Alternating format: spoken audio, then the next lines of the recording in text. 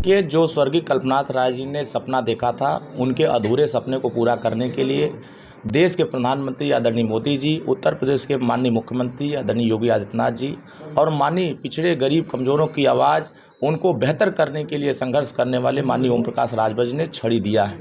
जैसे सुनामी चल रही है, यहाँ छड़ी की लहर चल रही है, छड़ी की माहौल पूरी तरीके से तैयार हो चुका है। यहाँ की जनता आने वाले 1 जून को छड़ी का बटन दबा करके 400 पार का जो संकल्प मोदी जी का है उसको पूरा करना चाहती है। जैसा मोदी जी ने विकसित भारत बनाने का संकल्प लिया है, उसी तरीके से डॉक्टर अरविंद राजभर जी घोसी को विकसित घोसी बनाने के लिए, समृद्ध घोसी बनाने के लिए, घोसी के सर्वांगीण विकास के लिए पूरा रोड मैप तैयार किया है।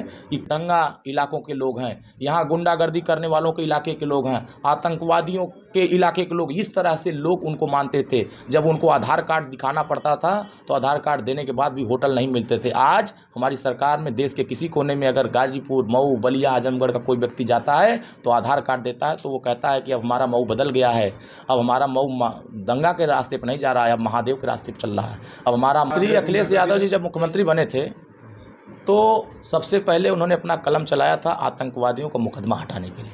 तो उन्होंने मुकदमा अगर आतंकवादियों का हटाया तो उन्होंने आतंकवादियों को साथ दिया, गुंडागर्दी करने वालों को साथ दिया। तो गुंडागर्दी करने वाला समय ख़त्म हो गया और ये समाजवादी पार्टी घोसी संसदीय क्षेत्र में गुंडागर्दी करके वोट लेना चाहती है। मुझे एक वीडियो मिला, एक महिला ने कहा कि हम समाजवादी पार्टी को वोट नहीं देंगे, यादव समाज की थी। तो समाजवादी पार्टी गुंडे कह रहे हैं कि हम तुम्हारा चुनाव बाद हिसाब किताब कर लेंगे। इसका मतलब आप डरा करके वोट लेना चाहते हैं, धमका कर वोट लेना चाहते हैं, सता कर वोट लेना चाहते हैं। तो अब घोसी की जनता भी ये कह रही है कि हमें गुंडागर्दी करने वालों को भी जड़ से यहाँ से हटा करके हमें विकास को स्थापित करना है। विकास वो समय ख़त्म हो गया। हर एक नागरिक सुरक्षा चाहता है। इसी उत्तर प्रदेश में मुजफ्फरनगर दंगा हुआ था। अब मुजफ्फरनगर दंगा में जितने लोग प्रभावित हुए थे वो किसकी सरकार में हुए थे? समाजवादी पार्टी की सरकार में ना। आप बताइए उत्तर प्रदेश में एक भी दंगा हुआ हो एनडीए की सरकार में? ये दंगा कराने वाले लोग, दंगा से उत्तर प्रदेश को प्रभावित करने वाले लोगों को उत्तर प्रदेश की जनता ने खारिज कर दिया है।